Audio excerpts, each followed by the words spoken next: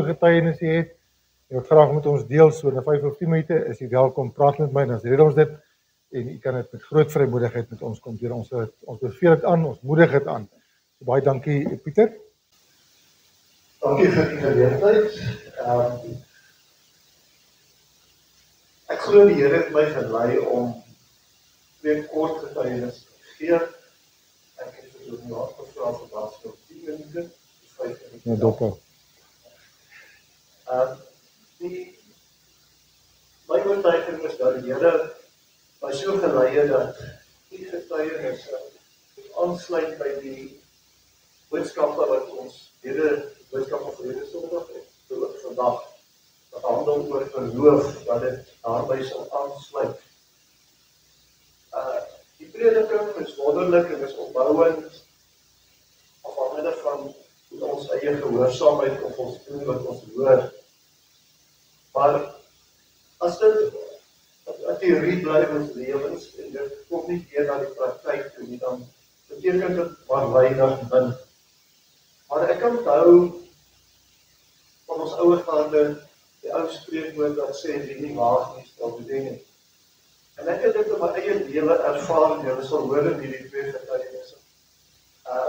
Wie nie waag nie, sal bedien nie. Wie nie waag, Here waag en dit wat hy ons, waartoe hy ons in staat stel, dan sal ons ook die geestelike oorwinning behaal wat die Here wil hê ons moet hê. Ek lees daar in Efesiërs 1 vers 19 en 20. Hy sê en in die uitnemende grootheid van sy krag is dat ons wat glo na die werking van die krag van sy sterkte wat hy God gewerk het in Christus toe hy hom uit die dode opgewek het en hom laat sittend aan die regterhand van in die hemele. Nou, in gewone Afrikaans sê dit, God het Jesus opgewek uit die dood. En daar dieselfde krag wat God gebruik het om Jesus uit die dood opgewek is in ons wat glo. Ons wat die Heilige Gees ontvang het deur die wedergeboorte. Ons het daardie krag om ook hierdie werk te kan doen. Maar broers en susters, veel getuienisse vir 20 jare terug, my broer, my naam was Billy, of is nog Billy, hy het in Komatipoort gebly. En een oggend voor werk, buite sy huis, hy so jare en 'n half jonger as ek, was 'n aard in sy kop.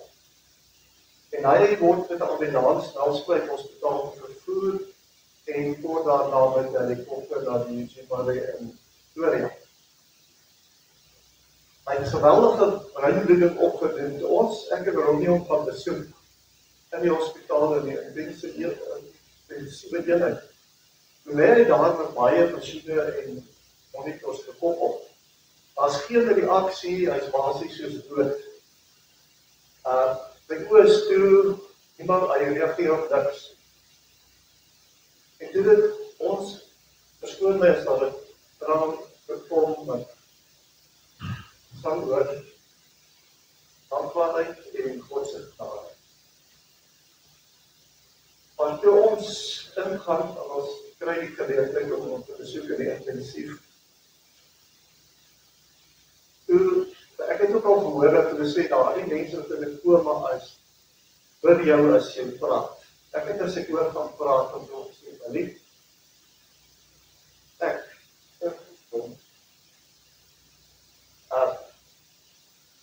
ons het nie baie gepraat, ek het net, jy het van daai oomblik gesê, dat jou hand op sy pad, is voorkom, uitgaan. Ek het begin bid en ek het taal met my sê, Willie, ek sê vir jou in die naam van Jesus, staan op, bid. Die volgende oomblik, laai van reg op. En kom reg op, en dan wat die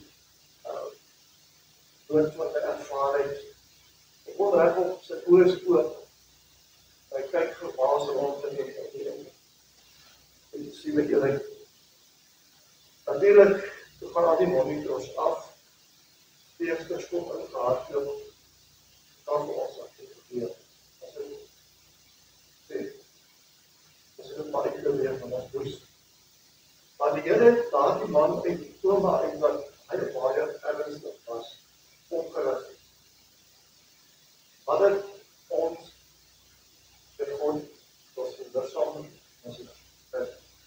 weer.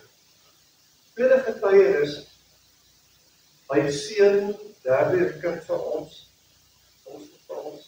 3 kinders, jare terug, ek het by 'n atoom-energie-korporasie gewerk vir 'n naam, atoomverryking. En dit gebeur toe dat personeel verminder word van 11.500. Dat was die eerste se pakkette begin kry. Gebeur toe dat ons huis wat ons 'n jaar voor dit gekoop het, op 'n stadium in die huis, oploop van die finansiële basis, trek toe daar hier huis toe op lot, buite kan Brits. En daar's toe nou nie 'n mediese fonds nie. My seun raak op daai ouderdom van 5 jaar, raak hy baie ernstig siek. Hoeveel so dat hy na 'n paar dae, ons het nie geld om vreeslike dokters by te woon en medikasies gebruik nie. Hy raak so siek dat hy na 'n paar dae nie meer kan loop nie van die koors, pyn en die tipe van dood. Hy eet nie, hy beweeg amper nie meer nie.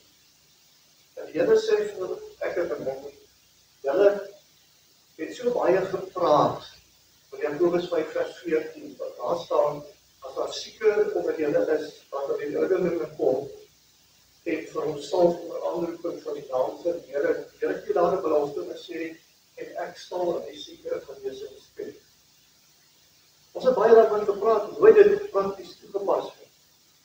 En daardie week wat my seun so siek is, sê die Here, nou gaan julle doen, en julle so baie oor praat.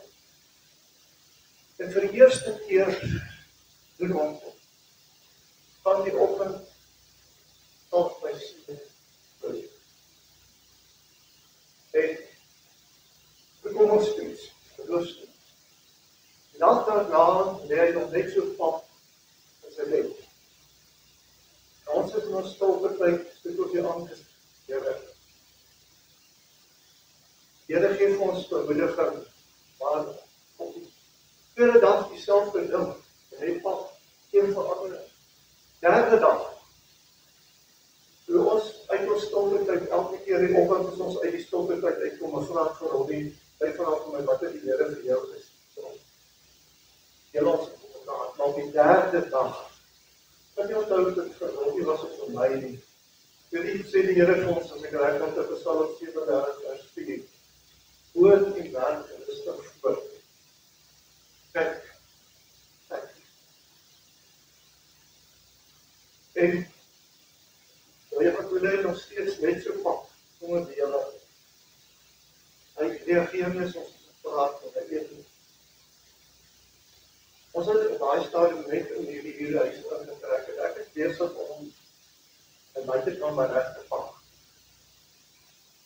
En ek is daar buite op, is in die buitekamer, en die Here sê vir my, verhaal jou kind. Ek kom my. Van kamer toe, en ek tel hom op, met sy koffie, en pak hom, en roep. Ons laat weer kies, wat ek doen, op die kamer toe. As ek so klein, dan langer daarom. En ek sit my seun op die diepklas, waar ek bezig is om te pak. Dit kom as die voetjies aan so pak. Op die hand. Die labrador hondjie kom in, sy voetjies laat afhang van die klas. Dit gaan lekker doen. Dus het is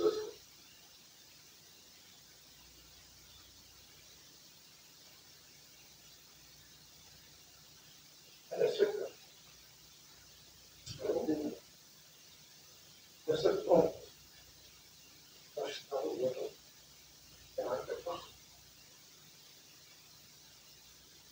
Sus is verkoop die derde dag in die hy daar uit die boek van begin eet.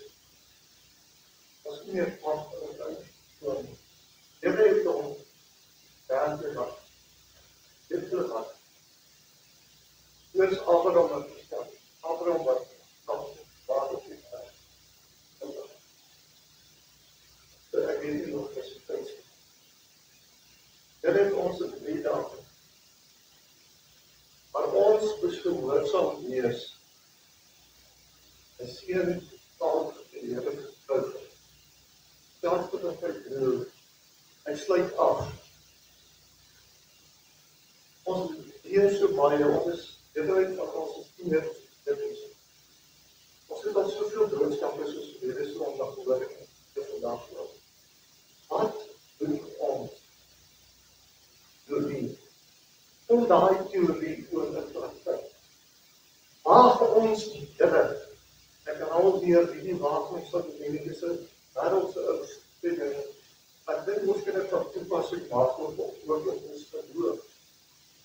Mense vra so dikwels of praat, en ek het dit gelees in Handelinge 2, dat die disippels by die Here Jesus gekom het en gesê, Here, op 'n dag het ons al die skieters gekom gemaak. Ons het bose geeste en demone uitgedryf, Here. Nou vra ek, doen ons dit? Het God verander van die tyd van die disippels tot vandag? Het God sy krag afgeneem? Het God sy afwesig? Nee. Dis ek en jy wat nie meer in geloof waag God. Hierdie gaan oor werking. Dit gaan oor gehoorsaamheid aan God en wie hy is. Dit gaan oor skyn eer. Baie dankie vir die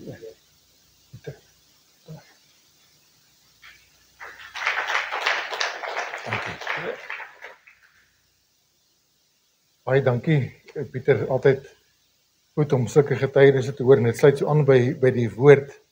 En as ek net kan antwoord op die laaste stelling vraag wat Piet gemaak het ook, hoekom doen ons dit nie? En daar's baie keer maar 'n eenvoudige rede daarvoor. Ons is bang. Ons maak fools van onsself. So waaroor gaan dit eintlik? Vir onsself. Dink daaroor. Goed. Ons gaan net so 'n paar versies dan lees uit Hebreërs 11. Ek gaan so die eerste paar versies net lees, dat ons net gou weer die verband kan kry. En dan gaan ons voort met die gedagtes. Die geloof dan is 'n vaste vertroue op die dinge wat ons hoop. 'n bewys van die dinge wat ons nie sien nie. Een van die ander vertalings sê proof of the things yet not revealed to the senses. Aan die ander woorde, ek sien nog nie, ek het nog niks gehoor nie. En dis nou daar waar Pieter ook vertel het, nou vir daai 3 dae, ek sien niks verskil nie, ek hoor niks verskil, maar geloof sien die einde. Geloof sien die sukses, sien die vrug alreeds, die uitkoms. Want daardeur het die mense van die oudheid getuienis ontvang. Deur die geloof verstaan ons dat die wêreld deur die woord van God toeberei is. So die dinge wat gesien word nie ontstaan het uit sienlike dinge nie. Deur die geloof het Abel 'n beter offer aan God gebring as Kain, waar hy getuienis ontvang het dat hy regverdig was omdat God oor sy gawes getuienis gegee het, en deur dieselfde geloof spreek hy nog nadat hy dood is. Sonder geloof, deur die geloof is hy nog weggeneem om die dood nie te sien nie.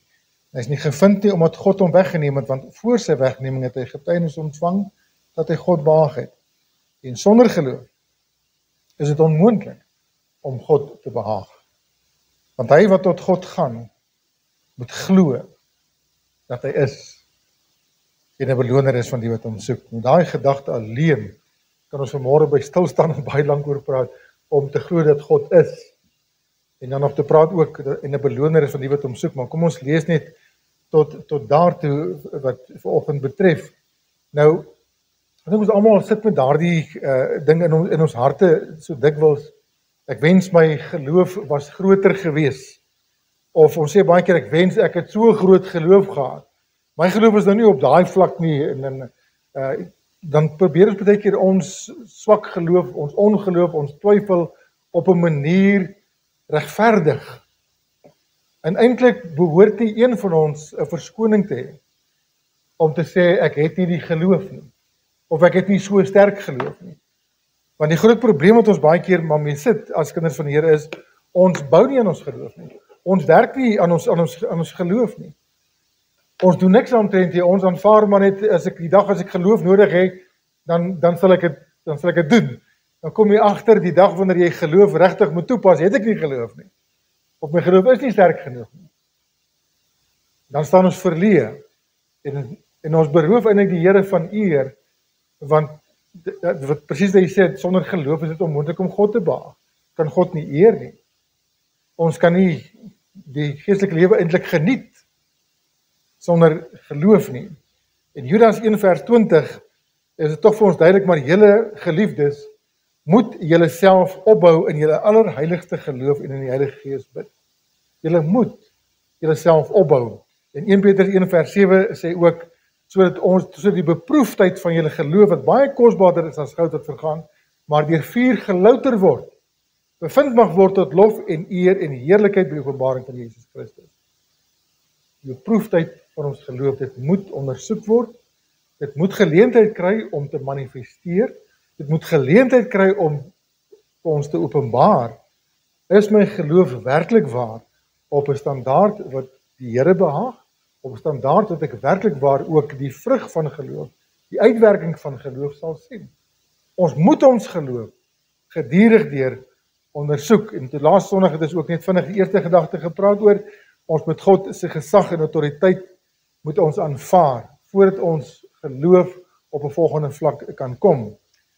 Want om na God te gaan, moet ek glo dat hy is, en dat hy die een is wat al die mag en al die reg het om ons te beveel en om gehoorsaamheid te eis.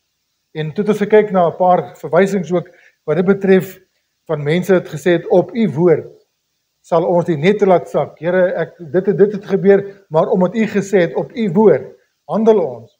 So daar's die groot begin om uit te maak en werklik waar daardie gesindheid te hê van, Here, u het gesê, en u die hoogste gesag, en ek kan nie teëpraat nie, ek kan nie redeneer rondom dit, ek moet aanvaar wat u gesê het, u het nie die enigste sê nie, u die finale sê oor hierdie saak. En as die Here dan iets gesê het, dan volg die volgende stappe wat ons vanmôre oor gaan praat.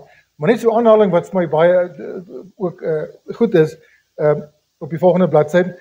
True boldness is faith in full manifestation. When God has spoken, to hold back is not humility, but unbelief. In the exercise of authority, there is needed a divine courage that fears nothing but God, and reaches out strong hands to bind and to restrain all that is contrary to him. In ander woorde, om met 'n vrymoedigheid op te tree, en dit wat nie in lyn is met dit wat God gesê het nie, te weerspreek en te weerlê, te weerstaan. Dis 'n gedagte wat ons net ook weer verder gaan kom. Maar jou en my verhouding, jy kan saam met my lees, jou en my verhouding met God is sy hoogste prioriteit en behoort ons hoogste prioriteit ook te wees. Dis vir hom baie belangriker wie ons is. Ons moet dit weet en ons kan dit weet, en dit verg geloof om te aanvaar wat God sê van jou die dag wanneer jy gered is. God se uitspraak oor jou is 'n geloofsverklaring wat ek en jy moet vat. En as ons dit vat en ons aanvaar wie ons is, wat God sê ons is, gaan dit vir jou en vir my baie groot vrymoedigheid gee, gaan dit ons geloof 'n geweldige hupstoot gee. Want nou gaan ek optree, nie uit myself nie, maar in die gesag wat hy vir my gee. En nou kan ek met dieselfde gesag wat hy dinge sê, kan ek dit net eenvoudig aanpas en gaan toepas. En ons sien dit nie raak. Wanneer ons, en nie soseer wat ons vir hom doen nie, dit stel net voltooi, wat ons is belangrik wat ons doen, want baie keer wil ons vir die Here dinge doen, en dat ons nie geloof nie. Maar wanneer ek weet wie ek is, en ek my geloof is versterk, dan gaan ek meer vir die Here kan doen ook. Ek sê weer eens, my vertroue in die Here wat hy sê, gaan my met meer vrymoedigheid laat optree en laat dinge doen. So daar, soos die Afrikaanse spreekwoord sê, tussen die hand en die mond val die pap op die grond. Daar val ons pap baie keer op die grond. Want ons besef nie wie ons werklik is nie. Ons gaan verder. Wanneer ons verhouding met hom gesond is en groei, sal die dinge wat ons vir hom behoort te doen, tweede natuur begin word. Dit sal 'n natuurlike, spontane optrede wees. Dis hoe vrug werk. En dan praat ons van die vrug van geloof. Die vrug van geloof is nie ek moet sekere dinge vir die Here doen nie. maar ek wil dit doen. En ek verg geloof om dit te doen.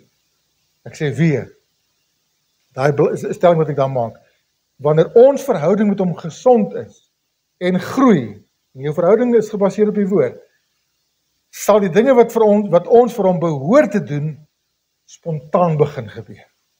Dan gaan ons nie vir mekaar deel moet sê, hoor, ons moet dit doen, of ons moet dat doen. Jou posisie in Christus, wat hy vir jou sê, gaan bepaal of ek het wil doen. So hart reg is, kom dit van nature. As my geloofsverhouding met die Here reg is, kom dit wat hy as opdragte gegee het, as tweede natuur, dis die vrug. Die lewe werk deur jou. Sy lewe werk in en deur ons. So ons moet die Here nader met eerbiedige vrees. Want die Here sê ook in sy woord, God eer die wat hom eer. En dis iets wat ek al in my eie lewe ek ook ervaar het. Ek dink baie vele sal my kan saamstem ook. Partykeer verg dit net die eerste stap van geloof.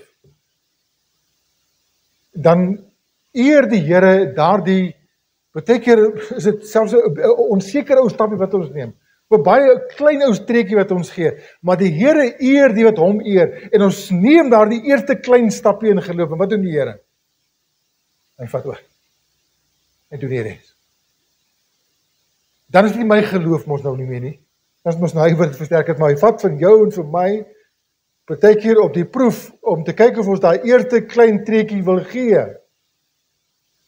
Sal gee, omdat ons oortuig is in ons gemoed. Kyk wat gebeur in Josua 5 vers 13, ons gaan het gou lees daar. Hy sê, en terwyl Josua by Jericho was, slaan hy sy oë op en kyk, en daar staan 'n man teenoor hom met 'n ontblote swaard in sy hand. En Josua het hom gegaan en hom gevra, behoort jy by ons of by ons vyande? En hy sê, nee, maar ek is die leeroowerste van die Here. Ek het nou gekom, ek is nou hier. Toe val Josua met sy aangesig op die grond en buig hom neer en vra hom, wie is hierdie leeroowerste om weet te doen gekry? Dis die Here Jesus self gewees. Dit is interessant wat hier genoem word, dis Yahweh Sabaoth, die Here van die leerskare. En wie het te doen gekry? En hy val neer en aanbid hom. Wat wil my Here aan sy diensknegt sê? Toe sê die leeroowerste van die Here vir Josua, trek die skoene van jou voet af, want die plek waarop jy staan is heilig, en Josua het so gedoen. En daardie ontmoeting met die Here, daardie buig voor die Here, om te aanvaar wie hy is, en hy is hier. Het vir Josua die vrymoedigheid en die krag, die boldness gegee, om in die volgende hoofstuk, om Jericho te gaan stap. En Jericho het geval. Sien, dis daar die ontmoeting met die Here. Daar die buig voor die Here met eerbiedige vrees om te erken, hy is wie hy is. En hy is hier. Hy is hier in my binneste. Hy is hier by my. Hy is hier in my. Hy is met my. En dit moet vir jou en vir my daardie waagmoed gee, as ek Pieter se woorde kan lees, om te waag in geloof. Want hy het gesê, en hy is hier. Die res sal volg. Noag het dieselfde ervaar. Noag het met eerbiedige vrees, sê die woord, die ark gebou. Nadat hy 'n goddelike opdrag gekry het om die ark te bou. Eerbiedige vrees, hy het nie geworry wat mense sê nie, wat hulle dink nie. Die Here het gesê, bou 'n ark. Nou sê dat daarna verwys ook by ander geleenthede. As die Here vir jou sê om iets te doen wat nog nooit gesien is nie, wat gaan ons antwoord wees? Kyk, ons gaan vir ons uit daai ding uitprobeer redeneer. En hier moet Noag 'n ark bou. Daar was nog nooit so groot skip gewees tot op daai stadium vir honderde jare daarna nie, tot met die Titanic. En hulle het ook nog nie se reën gesien nie. Want die Bybel sê tot op daai stadium het dit nog nie gereën op die aarde nie. Nie daar te veel jou verknies nie. Die aarde was nat geweest. Maar die Bybel sê daar was 'n dampkring om die aarde geweest, amper soos 'n hothouse effek wat die aarde was. En dis hoe dinge gegroei het en dinge floreer het. En al daardie vog was genoeg geweest om die aarde te bevogtig en alles mooi te laat groei En wat die Here gedoen het met die sonvloed, het al daai vog het afgekom en al onder die aarde het opgekom. Die fonteine onder oopgemaak en die fonteine bo laat afkom. Die aarde oorspoel. Maar dit is nog nooit gesien nie. Reën is nog nie gesien nie. 'n ark moet gebou word. Nou kan jy al daai gesprekke rondom daai ark hoor, want daar is baie mense gewees wat Noag gesien het. Wat doen jy? Wat jy wakker het? Ons kom net 'n bietjie meer by daai punt uit. Maar die Here sê vir ons in sy woord, hy gee groter genade.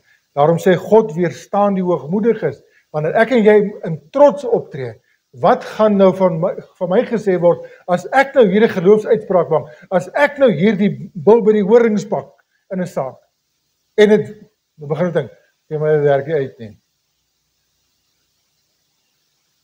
Hoe gaan ek nou lyk? Dit gaan nie oor jou nie. As jy oortuig is in jou gemoed, dit is volgende gedagte wat ons oor gaan gesels, maar net is hierdie teksvers, maar hy gee groter genade, daarom sê hy, God weerstaan die hoogmoediges, want wat verhinder vir jou en vir my om met waagmoed op te tree, om met boldness op te tree, dis hoogmoedigheid. Trots. Ons is te bang om onsself te verneder. Hoogmoed staan in die pad van geloof. Baie dikwels. Maar aan die nederigheid gee genade. Wanneer ek my voor die Here verootmoedig, wanneer ek hom eer, eerbiedige vrees, hy het gesê, ek moet dit doen. Ek moet nie worry oor hoe ek gaan lyk nie. En wat die resultate gewees, hy sal sorg vir die resultate op die regte tyd. Doen jy net wat hy gesê het. Nederiges gee genade, onderwerp dit dan aan God. Weerstaan die duiwel, want hy gaan met sy aanslag kom. En hy sal van julle wegvlug. Nader tot God en hy sal tot julle nader. Reinig die hande, suiwer die harte. Want wat lê in die pad van geloof volgens hierdie teksverse? Sonde in ons lewe. Dubbelhartigheid. Maar die derde gedagte, die tweede gedagte eintlik is, ek skryf my nommer is net is bietjie verkeerd. Maar die volgende gedagte is dan wees ten volle oortuig. Dis hoe jou geloof gaan groei. Waarvan moet ek oortuig wees? Dat dit waarvoor ek bid, dit waarvoor ek die Here vertrou, binne sy volmaakte wil is. Dat dit wat ek nou die Here voor gaan vertrou, ek woord daarvoor het. Want ek sê nou vir jou, en ek het al baie keer vir julle gesê, as jy nie woord het nie, kan jy God nie herinner aan sy belofte.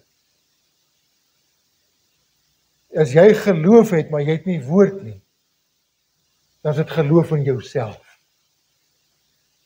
En dan is dit sommer net so oppervlakkige, ons noem dit geloof, maar dit is nie. Want geloof is geanker in die beloftes van die Here. God het gesê. En nou is dit belangrik, en hierdie ene is dalk 'n moeilike enetjie om bietjie te verwerk, maar jy moet oor hom gaan dink. Jy kan nie, of verder gaan, jy mag nie. Wanneer ek geloof nodig het, sommer maar net, lukraak, in die Bybel 'n teksversie gaan gryp en sê, Here, hier staan dit in die Bybel, nou moet jy dit doen nie. Dis nie wat dit werk. Dit kom neer op manipulasie van die Here. Jy sal in jou stilte tyd, of waar jy ook al met die Here eenkant is, by jou woord by hom moet kry. En as daardie woord in jou hart lewe, en jy is oortuig in jou gemoed, dis van die Here af, in hierdie situasie, kom terug aan wat Pieter gesê het ook, die Here gee vir hulle woord, hulle gaan soek die Here, en hy gee vir hulle woord, die oomblik toe hy vir hulle woord gee, wat kan hulle toe doen? Nou kan ons optree, die Here het gesê. Maar om sommer net teksversie te gaan soek, en mense doen dit baie keer in benoudheid, hulle doen dit baie keer wanneer hulle in 'n krisis is. Nou moet die Here vinnig help, nou moet ek ook vinnig 'n woord kry. En nou het ons hierdie woord, en sê Here, hier staan dit in die Bybel, dan gebeur daar nie dinge, dan sê hulle die Here het gelieg. Dit staan in die Bybel. Maar het hy daardie spesifieke woord in jou hart lewendig gemaak, het jy geloof gehad in daardie woord, het jy geloof gehad in die God wat het gesê, dis die vraag wat ons moet vra. Hy wat tot God gaan moet glo dat hy is, en 'n beloner is van hom die wat hom soek. Dis die uitvloeisel daarvan, maar het begin by ek moet glo dat hy is, Hy is 'n waarmaker van sy woord. Hy het die gesag om te beveel. So ek sê weer vir u, as jy in 'n krisis is, gaan die algemene geloof, ek glo in die Here, en ek glo die Here kan alles doen, gaan nie vir jou altyd deurtrek. Maar die dag wanneer ek woord het, daai oomblik as ek woord het en ek is in my hart oortuig, dan weet jy.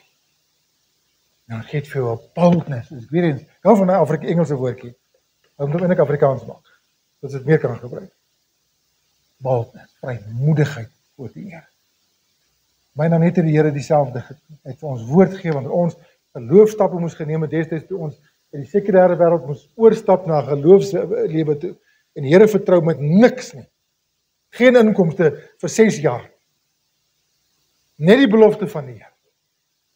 God het gesê, het ons woord gaan kry by die Here en hy het gesê, dis my woord. En van daar af kon ons die Here herinner en sê, die Here maar u het gesê. En hy het gedoen. Die woord bring oortuiging. Jy hoor die woord. Jy lees die woord. En wat gebeur wanneer ek en jy die Bybel lees? Ons gaan 'n bietjie in die praktiese in.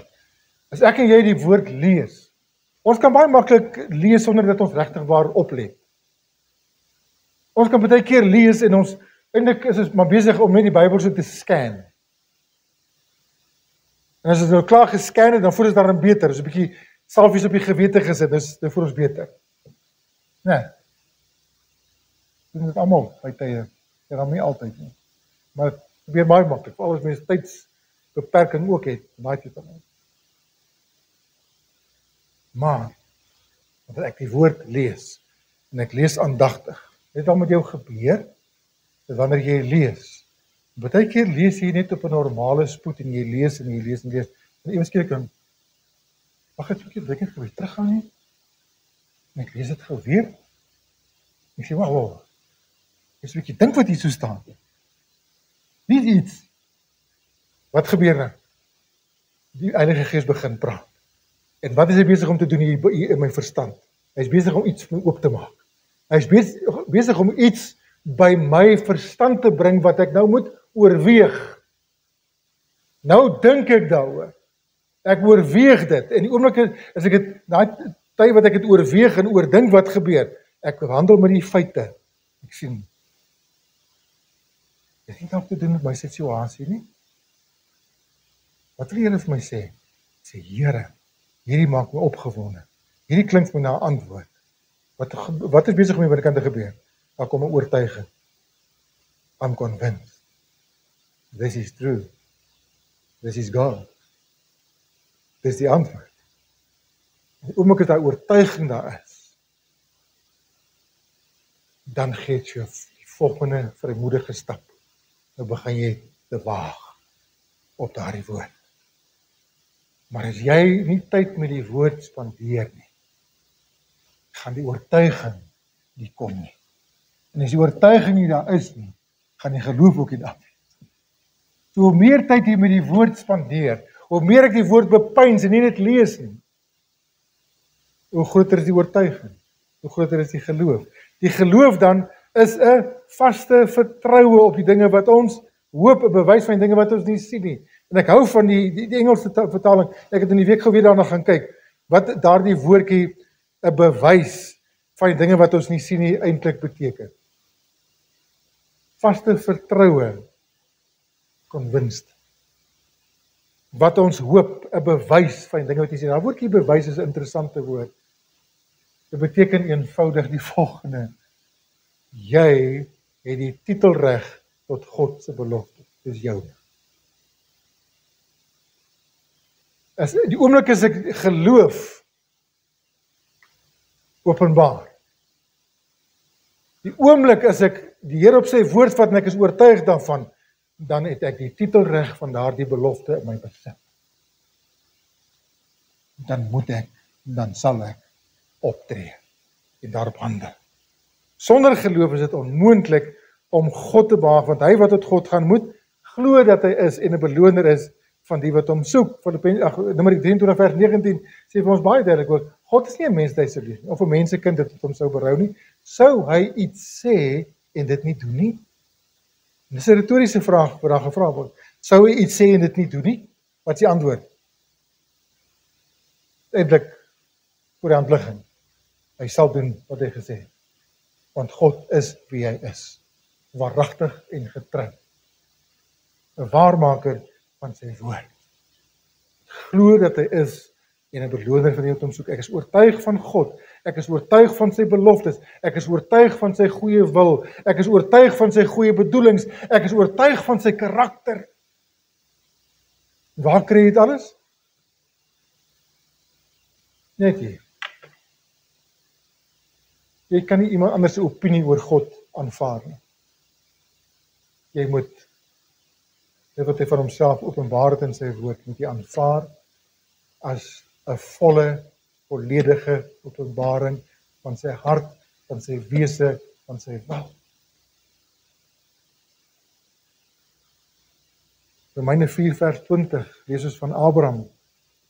En hy het nie deur ongeloof aan die belofte van God getwyfel nie, maar hy is versterk deur die geloof en het aan God die eer gegee en was ten volle oortuig, hoor dit sê, daar gebruik hy die woordjie, en hy was ten volle oortuig dat hy ook die mag het om te doen wat hy beloof het.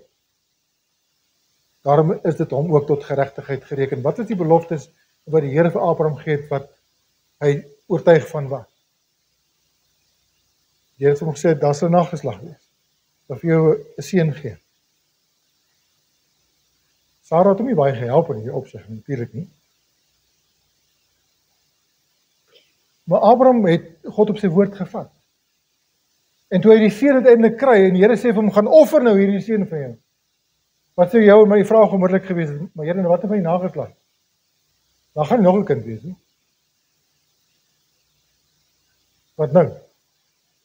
Hy glo dat die God van wie hy die kind ontvang het, van daai selfde God sal hy ook sy seun terug ontvang, as hy homself moet doodmaak. Dat God mag het homself uit die dode op te wek, sê hy bietjie verder na geweet. Maar hy was ten volle oortuig in sy gemoed. En ek sê weer, ten volle oortuiging kom alleenlik wanneer die Here vir jou woord gee. En 'n veilige ding wat ons deur jare gedoen het, en steeds so ver as moontlik vandag nog doen, is wanneer die Here vir jou woord gee. Dit beteken nie ek twyfel aan sy woord. Een woord kan genoeg wees. Maar dit is soveel beter. Gerusstelling. Soveel meer vrymoedigheid, soveel meer oortuiging.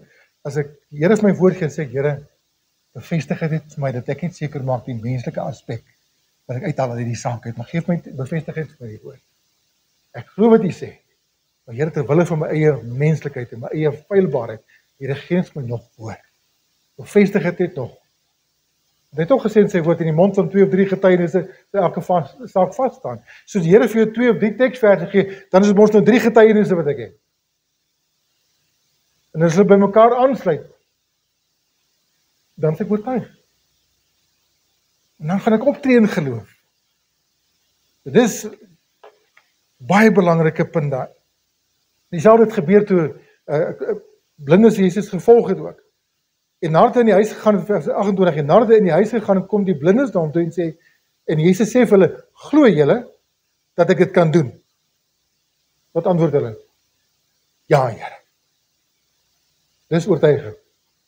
Waarvan was hulle oortuig? Hulle het gesien wat die Here doen. Hulle het gehoor wat hy doen. En hulle was oortuig dat hy dit ook vir hulle kan. Toe rank hy hulle oor en hy sê, laat dit vir julle wees soos julle geglo het. Ons kan daai woordjie baie maklik verander binne hierdie konteks sodat jy dit beter kan verstaan. Laat dit vir julle wees soos wat julle oortuig was. Het hulle toe gesien? Dit staan nie hierdie, maar het gelees die Bybel en hulle is daar weg, siende. Die geloof is dus uit die gehoor. En die gehoor is deur die woord van God. Die geloof kom uit dit wat ek hoor.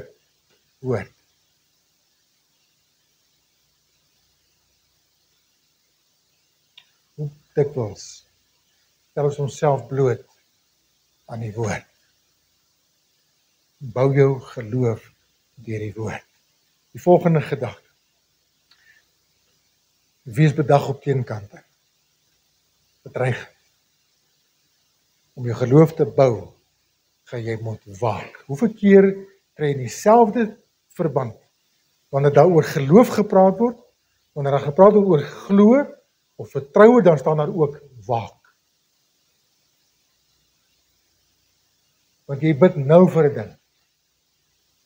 En jy is oortuig in jou gemoed selfs. Die Here gaan dit doen. En ek het daai boldness om dit te doen. Dan kom daar aanslag. En baie keer kom dit van buitekant, en baie keer kom dit uit jouself uit. Wat jou geloof wil ondergrawe. Dit moet pyl, moet val. Ons het laas Sondag 'n ding gesê ook, en ek bring dit graag hierin ook, dat ons die Here moet vertrou, op sy woord moet handel, al sien ek op daai stadium nog niks. Al sê ook wie wat. Ek gaan weer terug na Pieter toe, dankie. Vir 3 dae, niks gesê nie. En daai 3 dae, glo ek, was die aanslag op sy geloof baie erg geweest. Kyk, die Here het niks gedoen nie. Jy het gebid, hier gebeur niks. Alles nog dieselfde. En wie het die ergste baie keer nog? Dit vat langer as 3 dae baie keer.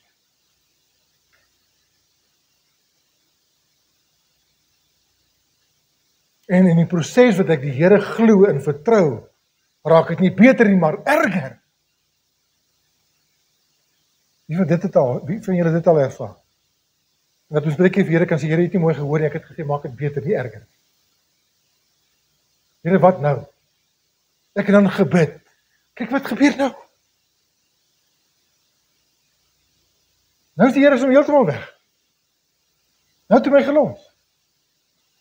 Dis dan wanneer jy die battle of the mind moet beklei soos nog nooit tevore nie, want die aanslag gaan vel wees. Want jou geloof moet getoets word en moet gebou word. En die vyand haat dit, want hoe sterker jou geloof, hoe dieper jou verhouding met die Here, hoe groter jou bereikbaarheid. Hoe groter aanslag is daar van jou kant af op sy koninkryk. En hy haat dit. Dus alles probeer. En hoor dit ek vanmôre vir julle sê, dit gebeur ook.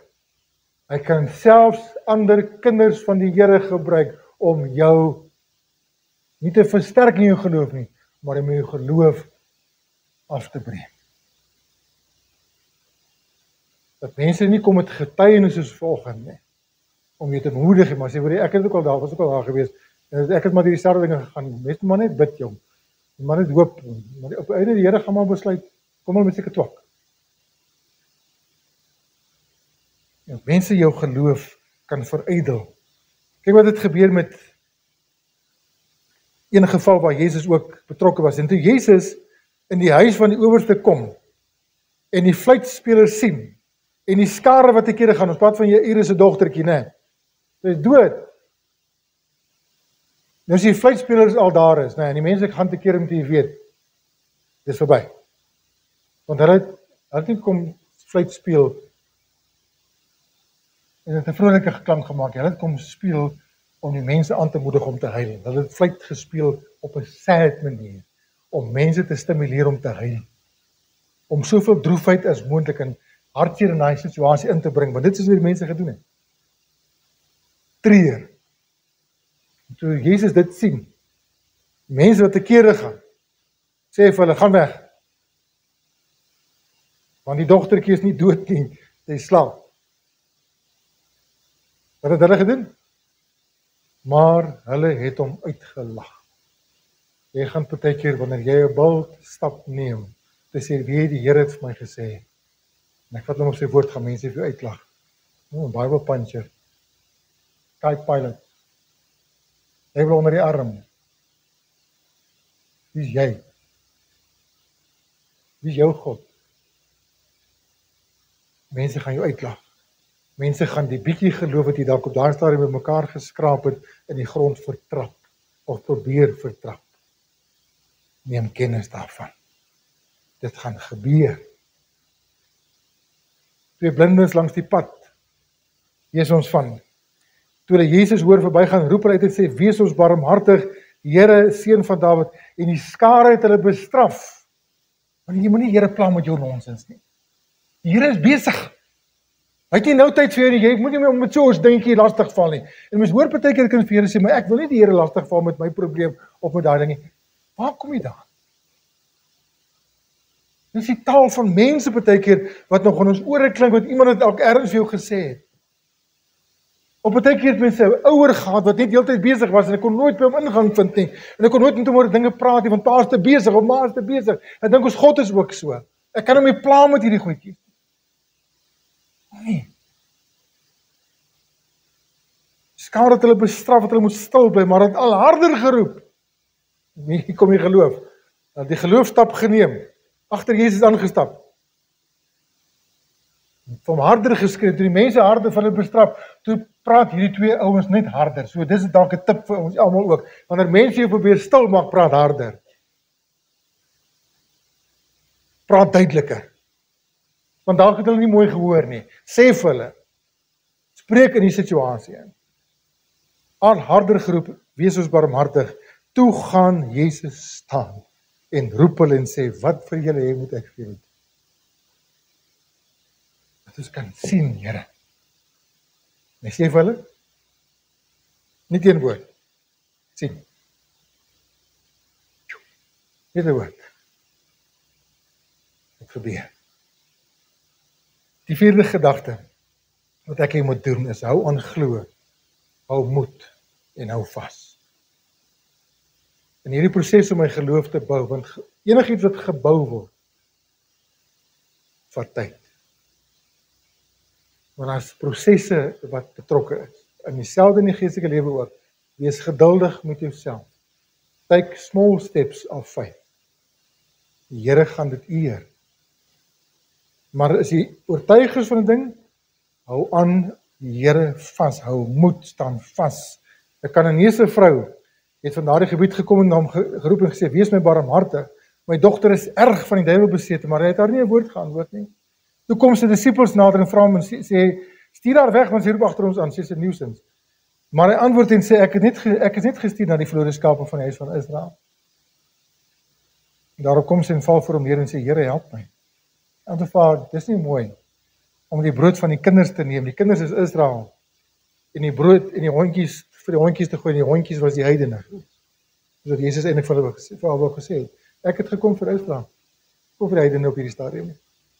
Ek gaan nie krummeltjies die honde gooi nie. Hy sê, ja, Here, maar die hondjies eet daarom van die krummels wat van die tafel van hulle baas afval. Al gee nie my krummels, sê, nie die paar wat van die tafel afval is my genoeg. Geloof. En daai bietjie geloof, krummeltjie geloof. Die Here vat dit, en toe antwoord hy sê vir, vrou. En ek wens ook kon Jesus se stem toon, in hierdie oomblikke, van seker wees hoe hy dit vir haar gesê het.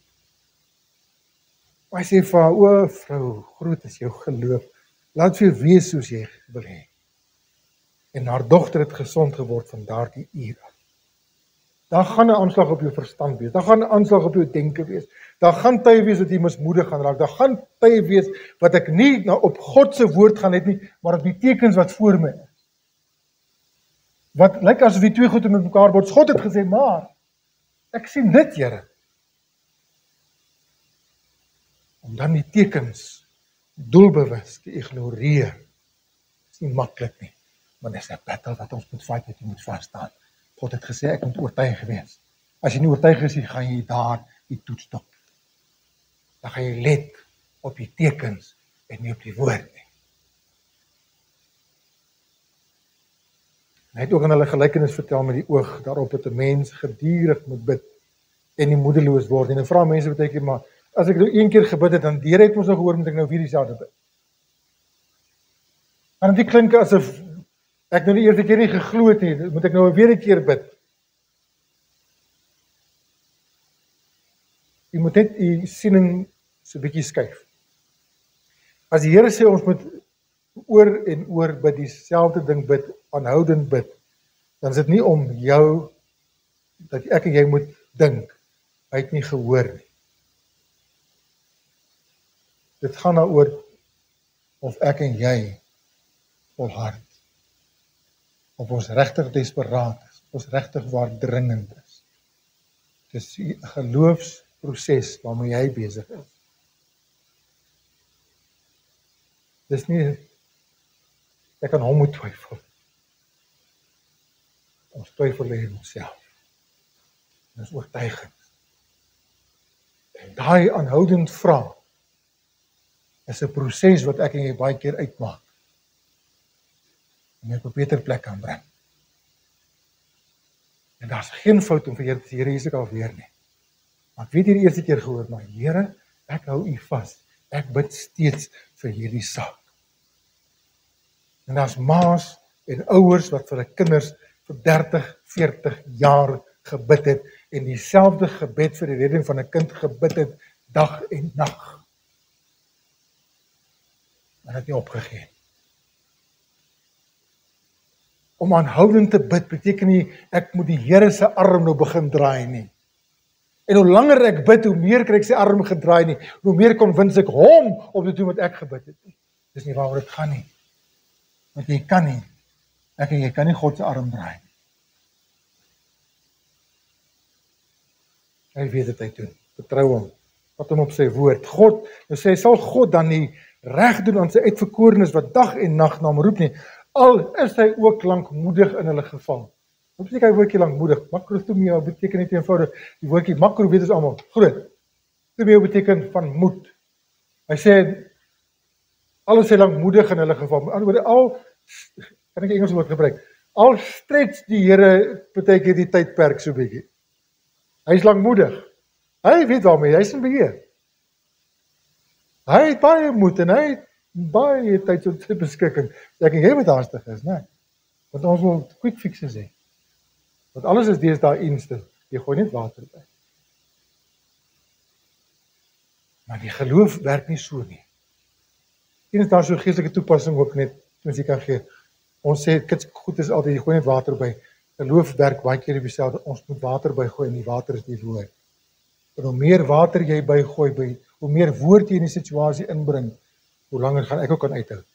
Saam met die Here. Maar dit is nie instant. Ek sê vir julle, alsou ook nie opstaan en vir hom gee, omdat hy sy vriend is, sal hy tog ter wille van sy onbeskaamdheid opstaan en hom gee, soveel as wat hy nodig het. Ek sê vir julle, bid en vir julle sal gegee word, soek, julle sal vind, klop en vir julle sal oopgemaak word. Daar's baie wat reken dat hierdie teksverse, soos wat hy dit sê, dit basies dieselfde ding wat hy sê, maar daar's 'n groter mate van dringendheid in elke ene. Maar uiteindelik te klop. Nou woordjie klop beteken amper die betekenis van to hammer the door down. Klop. Nie daai klop nie. Dit is 'n dringende. Maak oop.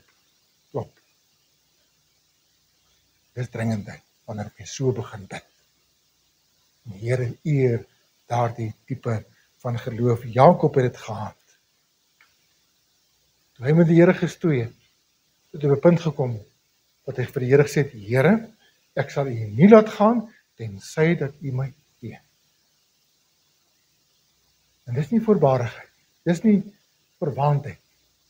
Dis dringendheid. Dis wanneer ek op 'n punt kom en ek sê, Here, ek sal nie hierdie saak los tensy ek die antwoord kry. As my duidelik is wat die uitslag is. Ek sal aanhou bid. Ek sal aanhou vashou. Dit bring op die laaste gedagte. Baie belangrik een. Spreek en bely die antwoord. Belangrik in jou en my geloof. Wanneer die Here vir jou woord gegee het, moet dit nie net onthou nie, moet dit nie net memoriseer nie. Spreek dit. Praat. Vertel dit. Die woordjie bely beteken om saam te stem.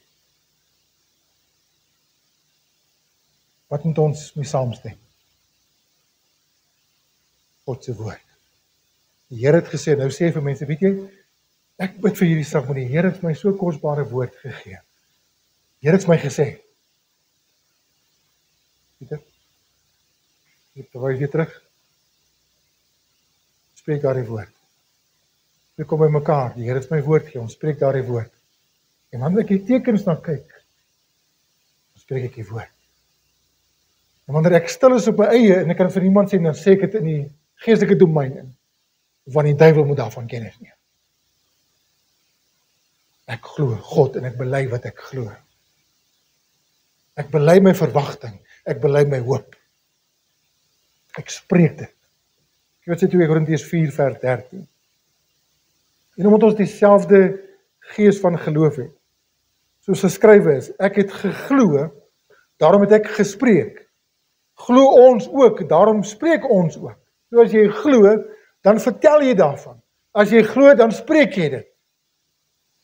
Jy praat nie teen dit nie, want dit is wat mense gewoonlik doen, wanneer hulle gebid het oor 'n sekere saak. Ons bid nou, mense staan partykeer op, van 'n bid hier af. Van 'n bid geleentheid af, en die Here vertrou vir iets, dan stap ons uit, of ons stap ons nog sê, binnekant partykeer. Dan begin ons dan negatief te praat. Teen presies wat die mense nou gebid het, ek het al baie keer gehoor. Nie hier nie, baie ander plekke.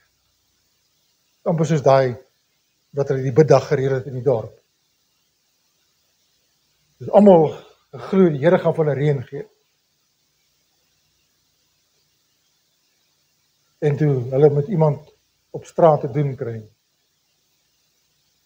Ons het vandag gebid vir die reën. Die Here gaan vir ons reën gee, want ons het nou al 7 jaar droogte. Toe sê die persoon vir hulle, julle kan try, maar die wind waai wes. En toe praat ons om, ja nee, die wind sal moet draai. As die wind wes gaan bly waai, gaan ons nie reën kry nie. Nou praat almal saam. Ons moet wees soos daai dogtertjie, né? Wat by die biduur vir reën met die sambreel opgedaag het.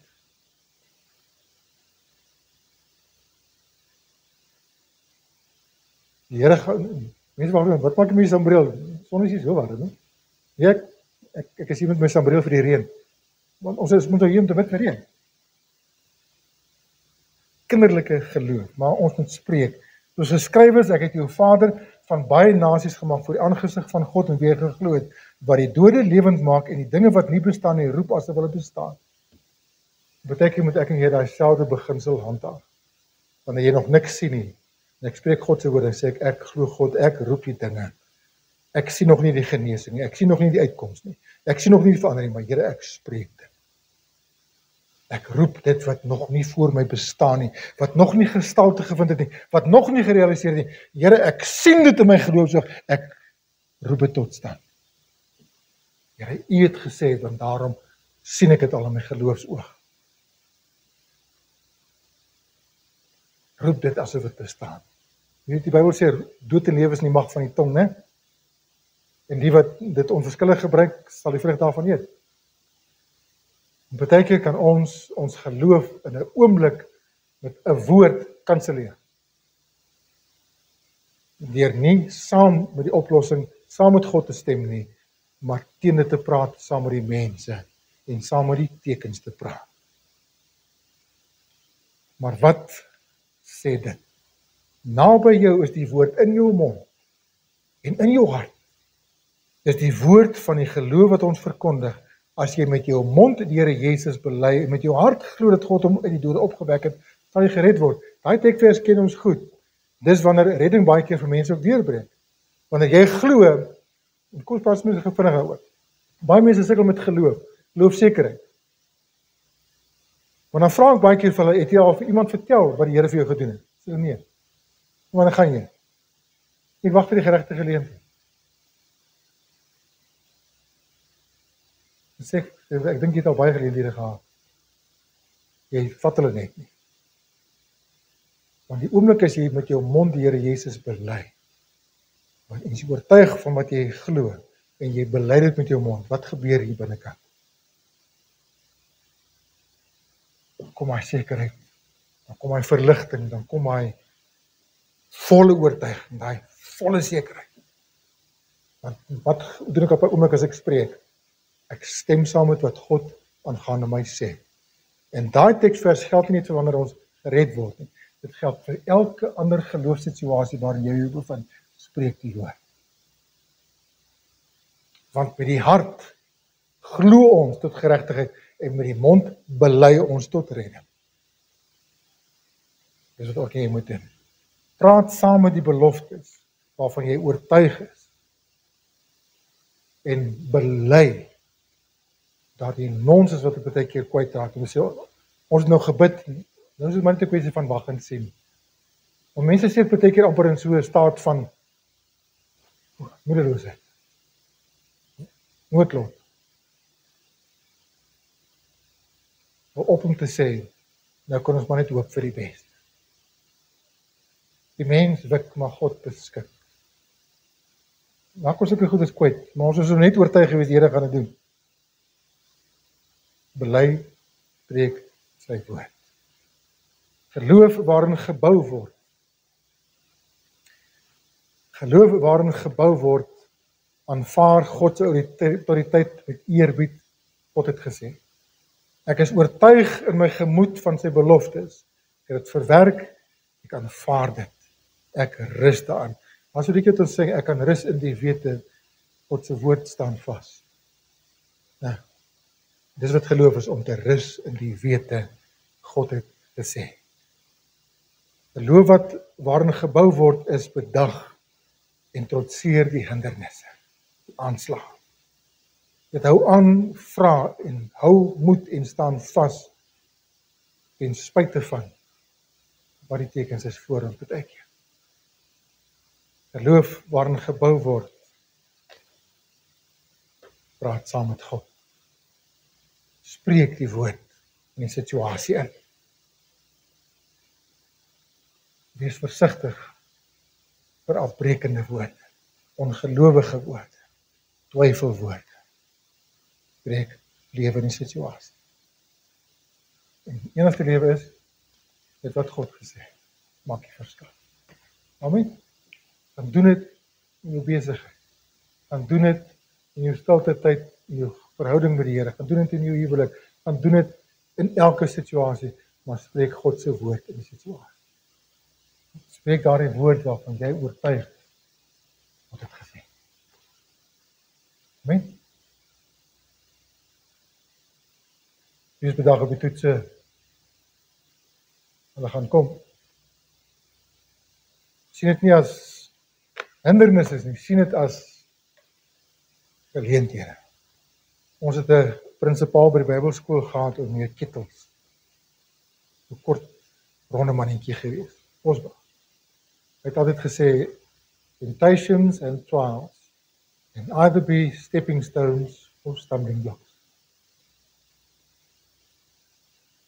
Ons moet dit sien as stepping stones. Waar ons groei. Ons geloof bou. Amen. Ons bid saam. Here, baie dankie vir u woord en u woord wat so sentraal in ons geestelike lewens staan en altyd behoort te staan, want by u woord val ons geloofslewe of staan ons geloofslewe. By u woord, net sê deur verwaarlosing of deur aandagtig te lees en te luister en bereidwilligheid om te doen, staan en val ons almal. Word ons geloof gebou of verydel. Here, ek bid dat ons ook sal toelaat om ons geloof te kan laat groei. En u weet watter beproewings, watter toetse kan ons hanteer. Die woord sê vir ons, God is getrou.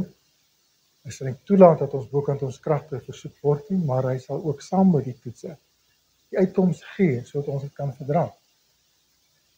Maar uiteindelik is geloof al wat belangrik is vir nou. Eendag sal ons geloof oorgaan in aanskoue. Dan gaan dit nie meer nodig nie. Nou, Here, ons kan nie daarsonder nie. Daarom moet dit gebou word. Dankie dat ons u kan vertrou ook in hierdie